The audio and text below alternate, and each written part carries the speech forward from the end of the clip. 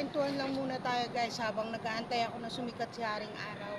So, kasi guys, nakapanood ako sa YouTube ng dito kay Sir Julius Babaw. Napanood ko kasi si Sir Gelson Bay, yung isang artista na writer na ah kasama nila Bossing, nila Benji Paras, mga artista na to guys. Hindi kasi may kwento ko lang kasi napanood ko yung video niya. So isa na rin siyang stroke patient. 3 years na daw siyang stroke. So ako kasi, bali magpo 4 years na siyang stroke. Kasi ako, 'di ba, magti 3 years naman akong stroke by March. So kasi napanood ko kasi siya, hindi siya nakakagalaw na yung kaliwang niya. Pero ang pagsasalita niya, as in, pa rin, tuloy-tuloy pa rin. Hindi naman nagbago yung kanyang pagsasalita. So, blessing na yun guys kay Lord galing. So, ang na lang doon, ang point ko lang kasi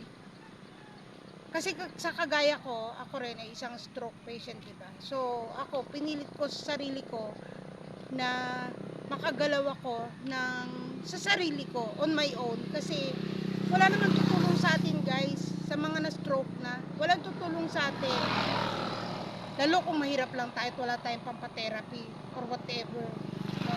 Kasi wala tayong pambayad sa mga ganun.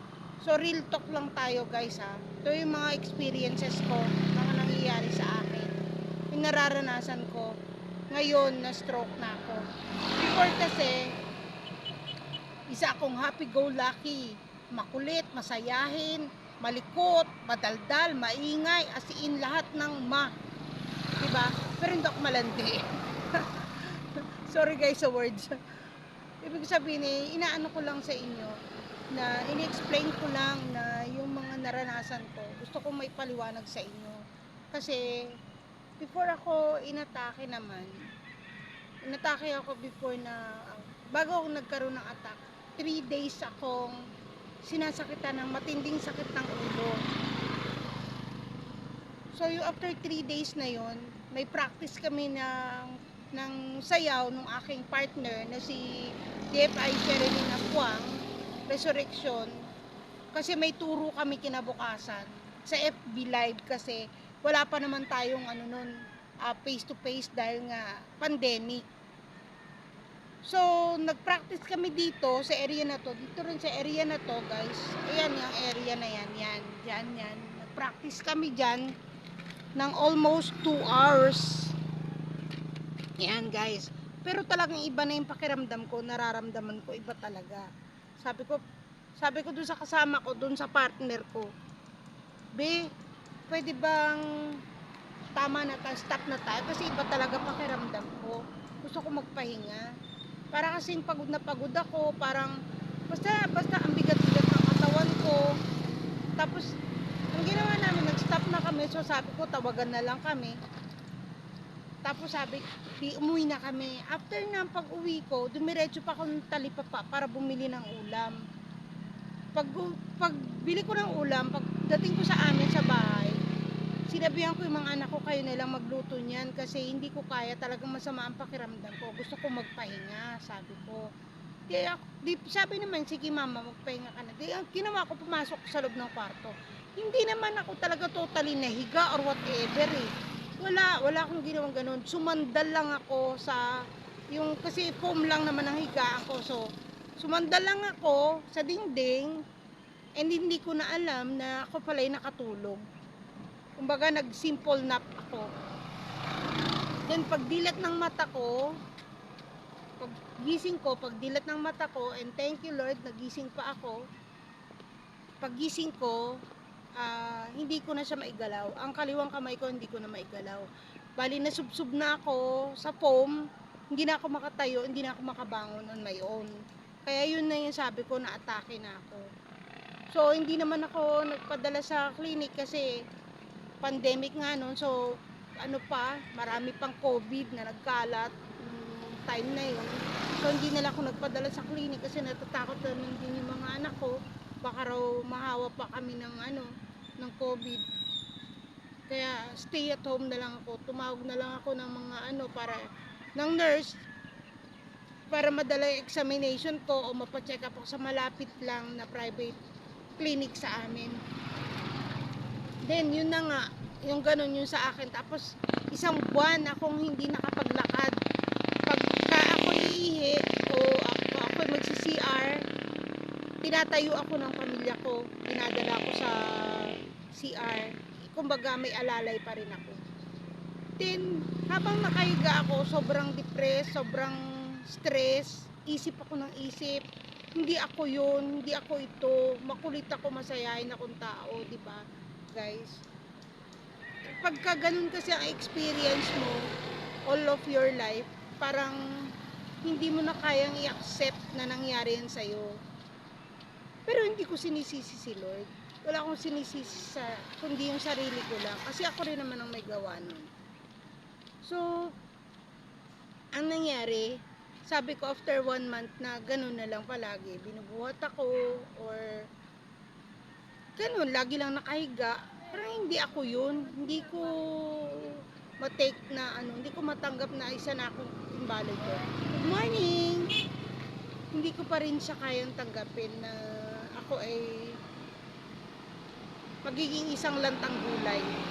Kaya habang nananalangin ako, lumalaban ako, pilit akong lumalaban, inilalaban ko yung sarili ko, iniisip ko, pumapasok sa isip ko, kaya ko to, gagaling ako, on my own, sabi ko. Basta ituloy ko lang yung aking mga gamot, then huwag kainin yung mga bawal, ganon. Di, sa madalit sabi, kahit gumagapang ako, galing sa kwarto, papunta sa salas namin, gapang ako, nagugulat na lang sila kasi malapit na ako sa kanila, yung ganun. Hanggang sa unti-unti, kumakapit ako sa mga dingding, sa grills ng bintana namin para ako makatayo. Yun yung umpisa. Tapos, meron akong folding chair na nasa tabi ng bintana na pag nangangawit na yung aking bat o yung aking puwitan, tumatayo ako, mahawak ko sa mga bakal ng bintana namin para makatayo ako.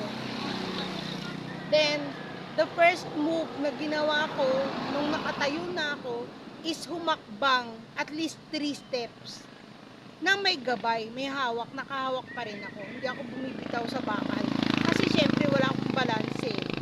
Yun guys, ganun hanggang sa tuloy-tuloy na yun na nakakalabas na ako ng bahay, nakakalabas na ako ng garahe, sunod-sunod na yun. Ngayon eto na ako guys, nakapaglakad na ako.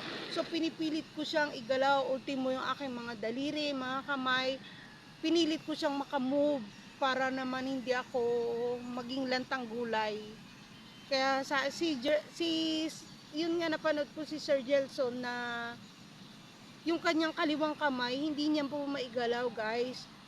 Kaya nag-message na lang ako na doon sa nag-comment ako na sabi ko, Sir, nasa iyo lang po yan. Utusan mo ang sarili mo utak. Utak mo kasi mag-uutas sa iyo sa sarili mo katawan Utusan mo ang katawan mo na igalaw ang mga daliri mo. Kahit paunti-unti, di ba yung ganyan, di ba ganyan. Pa isa-isa, dalawa, tatlo, apat, lima, yung ganon. Magka-count ka lang, 1, 2, 3, 4, 5. Tapos pabalik mo 1, 2, 3, 4, 5, yung ganon. Tapos i-close, close, open. Yung pilitin mo sa sarili mo kasi walang ibang tutulong sa'yo, ikaw lang. Sir Gelson, shout out po sa'yo, pagaling ka po, alam ko, pareho tayong pinagdadaanan, pareho tayong isa ng patient. So, pero hindi pa rin tayo nawawalan ng pag-asa na tayo ay gagaling sa awat gabay ni Lord. Yan, guys. So, yun lang masasabi ni nagsisenti moment lang si Mama Stroke. Nagre-real talk lang tayo, guys. So, hanggang dito na lang tayo. See you guys on my next video. Subscribe nyo naman si Mama Stroke, please, guys. Panoorin nyo rin pala yung kay Sir Julius Babaw. Kasi yung kay Sir Julius naman pala na tungkol kay Sir Gelson, yun kasi may opera siya dito. Hindi ko naman alam kung kasi hindi ko naintindihan kung bakit siya na-operahan sa ulo. Diba guys? So, see you on my next video. Subscribe my channel. Bye guys! God bless!